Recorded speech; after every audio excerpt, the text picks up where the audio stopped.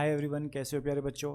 तो आज हम करने जा रहे हैं माइक्रोसॉफ्ट वर्ड के कुछ इंपॉर्टेंट क्वेश्चंस को। तो आपकी स्क्रीन पे पहला क्वेश्चन है कि the ability to combine name and address with a standard document is called. अब नेम और एड्रेस को जोड़ने के लिए हमारे पास ऐसा क्या होता है। आपने देखा होगा कि अगर हमने बात करी थी जब, तो उस टाइम पे कहा था कि जो लेटर होता है, ठीक है, अब इस एक लेटर की एक बार आप टाइपिंग करोगे, लेकिन आपको भेजना होता है किनको, हजारों क्लाइंट्स को, यानी कि वो होते हैं हमारे रिसिपिएंट्स। वो क्या होते हैं, रिसिपिएंट्स होते हैं हमारे। अब उन रिसीवर्स कह दो या रिसिपिएंट्स कह दो, सेंडर कह दो, सेंडर होता है भेजने वाला। तो जो रिसिपिएंट्स हैं हमारे, वो कितने हैं, नंबर्स ऑफ रिसिपिएंट्स हैं, यानी कि एक से ज़्यादा हैं। तो हमें बार बार क्या उनका ईमेल एड्रेस, उनका नेम, उनका टेलीफोन नंबर लिखना पड़ेगा? नहीं। तो हमें क्या करना पड़ता है कि उसके लिए एक अलग से फाइल बनानी पड़ती है जिसके अंदर उन सभी इंसानों के हमारे डेटा सेव हो। तो एस टाइप के फॉर्मेट को हम क्या कह देते हैं, मेल मर्ज। अब मेल मर्ज के कॉन्सेप्ट में क्या है कि आपने क्या किया कि वहाँ से उस सोर्स फाइल को इस लेटर के साथ अटैच किया, ताकि एक बार जब आप क्लिक कर दोगे तो ये लेटर उन मल्टीपल रिसिपिएंट्स को चला जाएगा। तो पहले का आंसर हो गया हमारा सी। अब दूसरा क्वेश्चन देखें तो दूसरा क्वेश्चन क्या कहता है कि which enables us to send the same letter to different person. अब डिफरेंट पर्सनस को भेजने के लिए हमारे पास कौन सा तरीका है, तो सेम वही वाली बात कि डिफरेंट पर्सनस को, अलग अलग लोगों को भेजने के लिए भी हम किसका यूज़ करते हैं, मेल मर्ज का यूज़ करते हैं। A word processor which would likely to be use to do. एक वर्ड प्रोसेसर का आखिर काम क्या होता है भैया, एक वर्ड प्रोसेसर का काम क्या है, हम उसके ऊपर डेटा ही तो लिखते हैं। हमने अपना वर्ड खोला, वर्ड के अंदर हम क्या कर रहे हैं, अपना डॉक्यूमेंट टाइप कर रहे हैं। तो इसका क्या मतलब, keep an account of money spend? नहीं जी, बिल्कुल भी नहीं। Do a computer search in media centre? नहीं।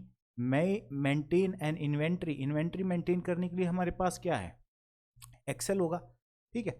तो ये भी बिल्कुल नहीं। तो डी ऑप्शन हमारा सही हो गया कि इसके अंदर हम अपनी बायोग्राफी लिख सकते हैं या हम अपना डॉक्यूमेंट प्रिपेयर कर सकते हैं। फोर्थ क्वेश्चन आया कि व्हाट इज गटर मार्जिन। अब गटर मार्जिन क्या होती है।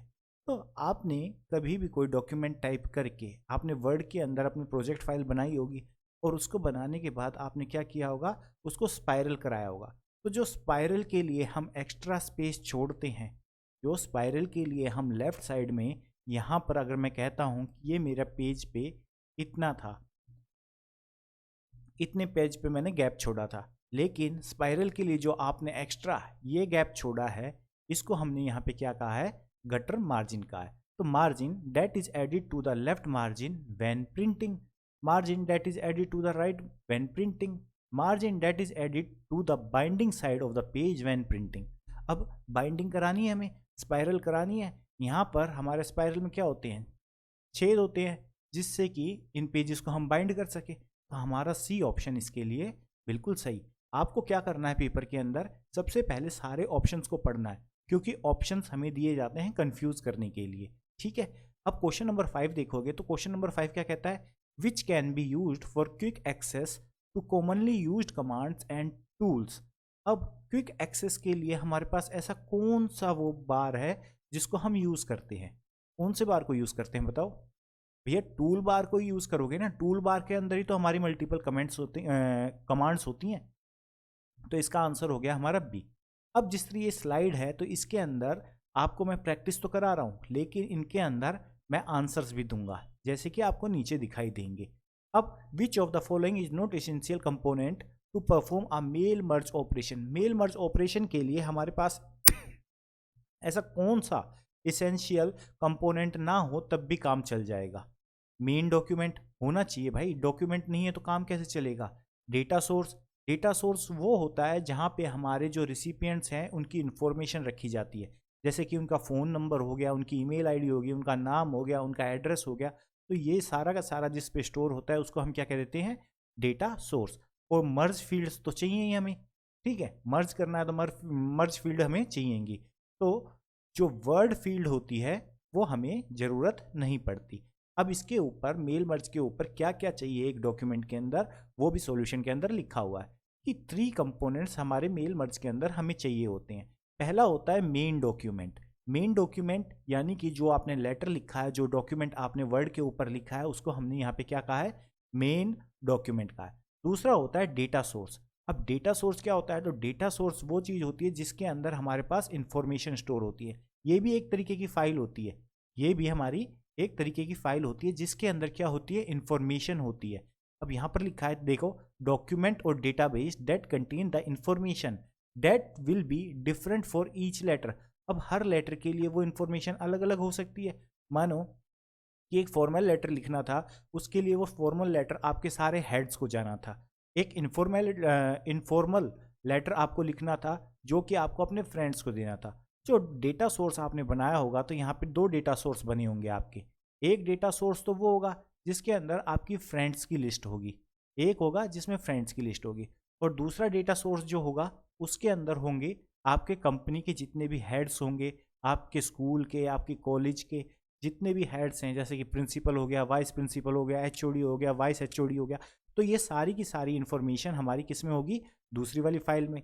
तो अलग अलग डेटा सोर्स हम क्रिएट करते हैं इसके लिए। और तीसरा होता है मर्ज डॉक्यूमेंट। और मर्ज डॉक्यूमेंट क्या होता है? जिसके अंदर हमारी ये इन्फॉर्मेशन भी आ जाती है, प्लस में हमारी कौन सी होती है? मेन डॉक्यूमेंट वाली भी इंफॉर्मेशन होती है। तो उसी चीज़ को यहाँ पे क्या कहते हैं? मर्ज डॉक्यूमेंट कहते हैं। क्वेश्चन नंबर 7 देखें तो when the language bar is dash it mean that you do not see it on the screen but it will be displayed the next time you start on your computer. जैसे ही आप अपने computer को start करोगे तो ये आपको दिख जाएगा। तो ऐसी कौन सी लैंग्वेज बार है? तो ये बताना है मुझे कि आपको कौन सा लैंग्वेज बार है। तो इस लैंग्वेज बार को हम देखो, जो लैंग्वेज बार होता है वो क्या होता है? हमारा हिडन होता है। लैंग्वेज बार हमारा क्या होता है? हिडन होता है। अब वो हिडन होता है और उसको जब जैसे ही आप अपने सिस्टम को रीस्टार्ट करते हो तो वो क्या हो जाता है? दोबारा से शो हो जाता है। तो यहाँ पर ये क्या होता है? हिडन होता है। तो इसका ऑप्शन हो गया B. When the language bar is hidden it means that you do not see it. जब वो हिडन होगा तो आप उसको देख नहीं पाओगे ऑन द स्क्रीन, ठीक है, but it will be displayed the next time you start your computer. लेकिन जैसे ही आप रीस्टार्ट करते हो या दोबारा से स्टार्ट करते हो अपने कंप्यूटर को, तो ये आपको विजिबल होता है। अब क्वेश्चन नंबर 8 की बात करें तो क्वेश्चन नंबर 8 में कहता है कि auto correct was originally design to replace. Auto correct, auto correct क्या है? जिसके अंदर आप वर्ड लिखते हो, जैसे कि मैंने लिख दिया यहाँ पे इनकरेक्ट। अब मैंने यहाँ पर ये वर्ड इनकरेक्ट ही लिखा है, गलत लिखा है ना। अगर मैं यहाँ पर डबल आर लगाता तो ये करेक्ट होता। तो अब ऑटो करेक्ट आखिर ओरिजिनली किसके लिए डिजाइन किया गया था? किसको रिप्लेस करने के लिए किया गया था? तो ये हमारा जितने भी मिस स्पेल्ड वर्ड्स थे। अब मिस स्पेल्ड ही तो हो गया कि अगर मैंने यहाँ पर आर नहीं लगाया, इसका मतलब क्या है? कि ये हमारा मिस स्पेल्ड है। तो ये होता है हमारा सी ऑप्शन मिस स्पेल्ड के लिए। शॉर्ट या रिपीटेड के लिए नहीं हो सकता। ग्रामेटिकल एरर्स के लिए हमें ग्रामर चेक करनी होती है, लेकिन क्या वो हमारा मिसस्पेल होता है? मिसस्पेल नहीं होता। तो ऑटो करेक्ट किसको चेक करता है? ऑटो चेक करता है हमारे जो वर्ड्स हम लिखते हैं उनको। अगर ग्रामर की बात करेंगे तो ग्रामर का मतलब हो गया are, am, is, has, have, do. तो क्या वो इनको करेक्ट करता है? वो इनको करेक्ट नहीं करता। वो किसको करेक्ट करता है? केवल और केवल वर्ड्स को। जो ऑटो करेक्ट होता है वो हमारा वर्ड्स को करेक्ट करता है, ठीक है। क्वेश्चन नंबर 9 देखेंगे तो यहाँ पर आएगा होम की यूजेस फॉर। अभी लास्ट क्लास में ही हमने इसके बारे में पढ़ा था कि अगर होम की का यूज़ करते हैं या फिर कंट्रोल प्लस में होम की का यूज़ करते हैं। होम की का यूज़ करें या कंट्रोल प्लस। जब हम होम की का यूज़ करते हैं तो जो हमारा कर्सर है मानो यहाँ पर है, तो वो कहाँ पे शिफ्ट हो जाता है? बिगिनिंग ऑफ द लाइन पे। लेकिन जैसे ही यहाँ पर कंट्रोल प्लस होम की प्रेस करेंगे हम, तो हमारा कर्सर कहाँ पे चला जाएगा? मानो ये हमारा पेज का स्टार्टिंग पॉइंट है, तो वो हमारा यहाँ पर चला जाएगा, यहाँ पर ब्लिंक करता हुआ आपको नजर आएगा। इतनी बात क्लियर है सबको होम की के बारे में? होम की के दोनों फंक्शंस आप बार बार देखोगे तो याद हो जाएंगे। जैसे कि होम की बात करी तो लाइन के बिगिनिंग में लेकर जाएगा, कंट्रोल प्लस होम की बात करोगे तो वो आपको पेज के बिगिनिंग में ले जाएगा, पेज के बिगिनिंग में ले जाएगा। अब क्वेश्चन नंबर 10 आया है, तो क्वेश्चन नंबर 10 क्या कहता है कि कंट्रोल प्लस में राइट एरो, कंट्रोल प्लस में राइट एरो कहाँ ले जाएगा? लाइन के राइट में ले जाएगा या कहाँ पर लेके जाएगा? Move the cursor one word right, move the cursor and of the line, move the cursor and of the document, move the cursor one paragraph down. Paragraph down के लिए होता है क्या ये? नहीं। And of the document? नहीं। And of the document जाने के लिए हम क्या यूज करेंगे बताओ? शाबाश। अब ये हमारा इसके लिए ए ऑप्शन बिल्कुल सही हो गया कि move the cursor one word right, arrow की से हम क्या करते हैं, राइट में जाते। अगर हम सिंपल एरो की का यूज करें, सिंपल राइट एरो की का यूज करेंगे तो हम 1 कैरेक्टर फॉरवर्ड जाएंगे। ठीक है, अगर हमारा कर्सर यहाँ पर है और हम केवल और केवल इस राइट एरो की का यूज करेंगे तो ये हमें कहाँ पर लेके जाएगा, इस सी से आगे लेके जाएगा। लेकिन जैसे ही हम कंट्रोल प्लस राइट एरो का यूज करेंगे तो ये हमें कहाँ ले जाएगा, इस वर्ड के यहाँ पर ले जाएगा। क्लियर है। अब एंड की बात करी थी तो एंड की क्या कर रही थी, एंड की हमें क्या लेके जा रही थी, एंड के लाइन पे, लाइन के एंड पे, सॉरी लाइन के एंड पे। तो एंड की हमें moves the cursor and of the line, moves the cursor and of the document, paragraph या स्क्रीन, स्क्रीन के भी नहीं, लाइन पैराग्राफ के भी नहीं और डॉक्यूमेंट के भी नहीं। तो 11th का आंसर हो गया हमारा, बोलो जल्दी क्या हो गया, move the cursor to the end of the line, यानी कि ए ऑप्शन। अगर आप मेरे साथ बोलते बोलते याद करोगे तो आपको जल्दी याद हो जाएगा। क्वेश्चन नंबर 12 देखें तो क्वेश्चन नंबर कहता है 12 कि अगर मैं कंट्रोल प्लस पेज डाउन की को प्रेस करता हूं तो मैं क्या कर पाऊंगा। कंट्रोल प्लस में पेज डाउन की को अगर यूज करता हूं तो क्या होगा, मेरा जो कर्सर है वो कहाँ चला जाएगा। Move the cursor 1 paragraph down, paragraph down के लिए तो नहीं है ये। Move the cursor 1 page down, बिल्कुल जी, move the cursor 1 page down, control plus page down से एक पेज डाउन चले जाएंगे हम।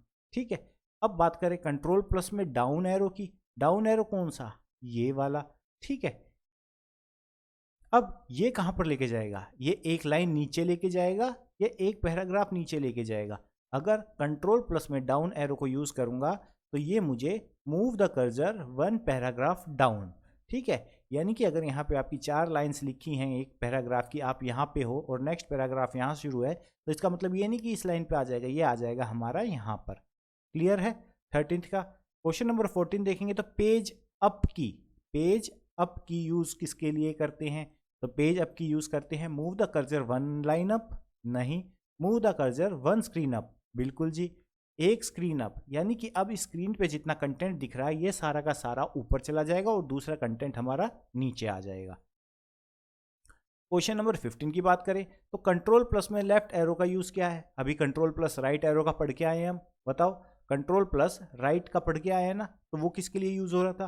तो यहाँ पे ऑप्शन है हमारे सामने कि move the cursor beginning of the line, beginning of the line लेकर जाएगा, नहीं, move the cursor 1 word left, बिल्कुल, move the cursor 1 word left. ठीक है, पेज डाउन की, पेज डाउन की कहां पर लेकर जाएगी, पेज डाउन की का मतलब क्या हो गया, ये वाली की। अब ये कहां पर लेके जाएगी, तो ये लेके जाएगी move the cursor 1 line down, नहीं, move the cursor 1 page down, नहीं, move the cursor 1 screen down. तो इसका आंसर हो जाएगा move the cursor 1 screen down. तो पेज डाउन की use to move the cursor 1 screen down, तो इनका आंसर भी आपके सामने यहाँ पर लिखा हुआ है। अब कंट्रोल प्लस में पेज अप की बात करोगे तो कंट्रोल प्लस में पेज अप आपको क्या कमांड देगा, क्या move the cursor 1 page up, move the cursor 1 page up, हाँ, move the cursor 1 page up हो जाएगा। तो control page up is use to move the cursor 1 page up हो जाएगा ये। अब बात करें नेक्स्ट क्वेश्चन की तो control plus up arrow, control plus up arrow, ये वाला एरो, ये क्या करेगा, अगर हम move the cursor 1 page up जाएंगे या फिर move the cursor 1 line up, move the cursor 1 screen up, move the cursor 1 paragraph up, तो कंट्रोल प्लस में अप एरो हमें 1 पैराग्राफ ऊपर ले जाएगा, यानी कि ऊपर की तरफ यहाँ पर लेकर जाएगा। डाउन वाला यूज करेंगे तो वो हमें एक पैराग्राफ डाउन ले जाएगा। अगर मैं ये कहता हूँ यहाँ पर हमारे पास 3 पैराग्राफ हैं, आप इस पैराग्राफ पे हो, अगर मैं कंट्रोल प्लस में अप एरो यूज करता हूं तो मेरा जो कर्सर है यहाँ आ जाएगा। कंट्रोल प्लस में डाउन एरो यूज करूंगा तो ये मेरा एरो इस वाले पैराग्राफ पे आ जाएगा जब आप यहां पर हो तो। ठीक है, फिर हमारे पास क्वेश्चन आया कि कंट्रोल प्लस में होम। अब देखो होम की अगर सेपरेट यूज करते हो तो उसका फंक्शन याद होना चाहिए, कंट्रोल प्लस में होम की यूज कर रहे हो तो उसका फंक्शन याद होना चाहिए। अब ये कहता है कि move the cursor to the beginning of the document, बिल्कुल जी, बिल्कुल, कंट्रोल प्लस होम, होम का मतलब क्या है, घर पे ले गए और कंट्रोल की पावर उसके पास है, इसका मतलब है कि बिल्कुल बिगिनिंग में हम पहुंच जाते हैं। अब बात करें कंट्रोल प्लस में एंड की, तो कंट्रोल प्लस एंड क्या करेगी, बताओ जल्दी से। कंट्रोल प्लस एंड हमें क्या, move the cursor to the end of the line, end of the line के लिए तो भैया हमारे पास एंड ही है। Move the cursor to the end of the document, बिल्कुल मूव द कर्जर हमें एंड ऑफ द डॉक्यूमेंट ले जाएगी। यानी कि अगर मेरा डॉक्यूमेंट यहाँ एंड हो रहा है तो मेरा कर्जर यहाँ पर आ जाएगा। क्लियर है सबको। अब बात करें अगले क्वेश्चन की, तो which of the following are word processing software. अब ये क्वेश्चन ना आपका बहुत बार पूछा गया है कि वर्ड प्रोसेसिंग सॉफ्टवेयर है क्या, क्योंकि आपका जो टॉपिक है और आपका जो सिलेबस है उसके अंदर क्लियरली मेंशन है कि आपको बताना है वर्ड प्रोसेसिंग सॉफ्टवेयर्स के बारे में, जिसके अंदर आपको मेंशन किया गया है वर्ड, माइक्रोसॉफ्ट वर्ड। ठीक है, ये आपका क्लियरली मेंशन है टॉपिक। तो अब ये बताओ, क्या वर्ड परफेक्ट हमारा वर्ड प्रोसेसिंग सॉफ्टवेयर है? बिल्कुल है। वर्ड पैड, वर्ड पैड पे आप क्या करते हो, वर्ड्स लिखते हो ना, डेटा लिखते हो, डॉक्यूमेंट लिखते हो, तो वर्ड पैड भी हो गया। क्या एम एस वर्ड है? एम एस वर्ड भी है। ऑल ऑफ द अबाव, तो डी ऑप्शन इसके लिए बिल्कुल सही हो गया। नीचे इसका एक्सप्लेनेशन भी लिखा है कि WordPerfect, WordPad, Word, M S Word are word processing software. These are used to manipulate a text. Manipulate का मतलब होता है कि आप उसको चेंज भी कर सकते हो, such as resume or report. We typically enter text by typing and the software provide tools for copying, deleting and various type of formatting. अब ऐसे सॉफ्टवेयर जो हमें प्रोवाइड कर देते हैं क्या, डिलीटिंग के लिए फंक्शंस, ठीक है, कॉपी करने के लिए, पेस्ट करने के लिए, उनको एडिट करने के लिए, तो वैसे सॉफ्टवेयर हमारे क्या हो गए, वर्ड प्रोसेसर्स हो गए। Which file starts M S word. अब एम एस वर्ड को स्टार्ट करने के लिए कौन सी फाइल होती है, तो बहुत सारे बच्चे लिख देंगे यहाँ पर कि ना ये तो डॉक फाइल होती है, तो ये भैया डॉक फाइल नहीं होती, ये होती है हमारी M S word dot E X E. जब आप एम एस वर्ड को खोलकर टास्क मैनेजर चलाओगे, जब आप एम एस वर्ड को खोलकर और उसके बाद टास्क मैनेजर चलाओगे, तो प्रोसेसेस के अंदर जो आपको लिखा दिखाई देगा वो क्या लिखा दिखाई देगा, M S word dot E X C. तो ये हमारा सही आंसर हो गया इसका।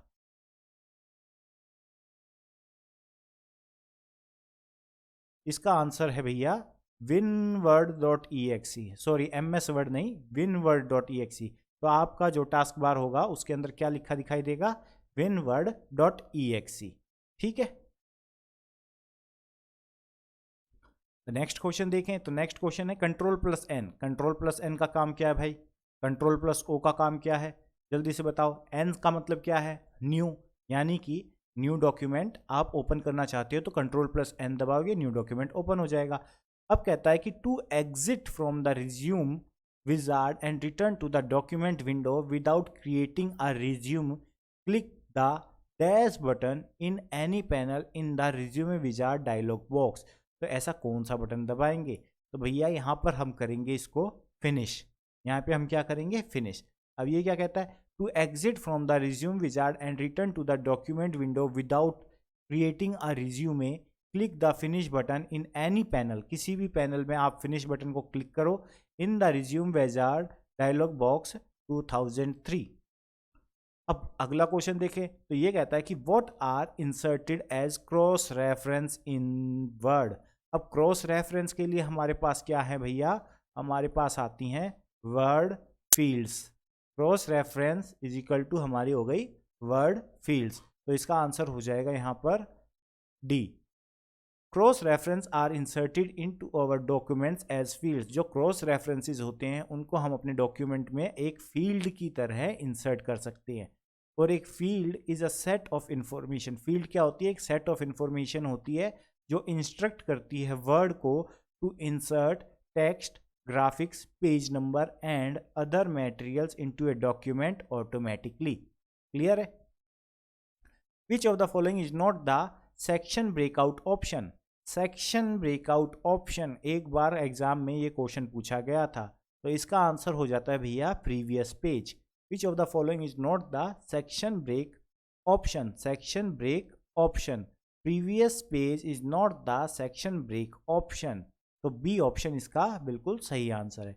विच of following is not valid version of M S Office. अब एम एस ऑफिस के वैलिड वर्जन भी आपको पता होने चाहिए कि कौन कौन से होते हैं। जैसे कि हमारा ऑफिस 2007, ऑफिस विस्टा, ठीक है। तो ऑफिस विस्टा नाम का कोई हमारा ऑप्शन वही नहीं है। विस्टा हमारी विंडो जरूर आई थी, लेकिन ऑफिस विस्टा नाम से हमारा कोई भी वर्ड प्रोसेसर नहीं आया। ऑफिस 2007 भी है, 2013 भी आता है, 2016 भी आता है, और अब ये जो यूज़ कर रहे हैं हम वो है हमारा ऑफिस 365। तो आप लिख सकते हो कि ऑफिस 2000 भी है, ऑफिस 2007 भी है, ऑफिस 2010 भी है, 2013 भी है, ठीक है, और 2016 भी है, और 365 भी है, ठीक है। तो आज की क्लास में इतना ही, नेक्स्ट क्लास में देखेंगे हम यहाँ से। तब तक के लिए बाय, टेक केयर, ध्यान लगा के पढ़ते रहो और इन्जॉय करते रहो। बाय।